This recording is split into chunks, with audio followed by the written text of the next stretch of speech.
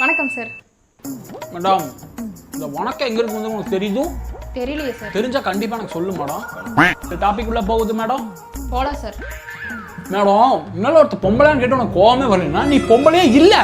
யோ, என்னையா மாத்தி மாத்தி பேசிக்கிட்டு இப்ப என்ன பண்ணுங்கற? மேடம், நீ என்ன பண்ணணும்னு நான் சொல்றது. பணக்காரனா பானிபூரி கடை போடு. பானிபூரி கடை போட கஷ்டம் கடன் வாங்கு. அப்ப அந்த கடன் அடைக்க? அந்த கடன் அடைக்க இன்னொரு கடன் வாங்கு. அத அடைக்க இன்னொரு கடன் வாங்கு. யோ, அப்படியே கடன் வாங்கிட்டு தான் கடைக்காரர் தான் முடியும். எப்படியே பணக்காரியா முடியும்? இதுக்கு மேடம் எல்லாரும் பணக்காரனான்னு ஆசைப்படுதோ? எல்லாரும் கடன் வாங்குதோ. அப்பதான் யாரு கடன் யாரு கொடுத்தான்னு தெரியாம எல்லாமே கழிஞ்சு போகுது. எது கழிஞ்சிருமா? சரி மேடம், 2026 யார் ஜெயிக்குதோ உனக்கு தெரியுமா? தெரியாதா? தெரிஞ்சவன் சொல்லணுமா? எனக்கு தெரியும் மேடம். அர்ஜென்டினா தான் ஜெயிக்குது. ரொனால்டோ ஆடுவாரா என்னன்னா அது ஒரு பிரச்சனை போயிட்டு இருக்குது.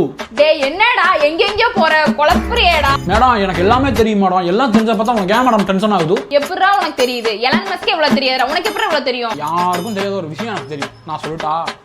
சொல்றா. ராஜமௌழி எடுத்த படத்துல ஒரு கருத்து சொல்லிக்குது. என்னன்னு தெரியுமா மேடம்? சொல்றா. ஐயோ, இவனை இன்டர்வியூ எடுத்து சமைக்கிறதுக்கு எனக்கு வேலையை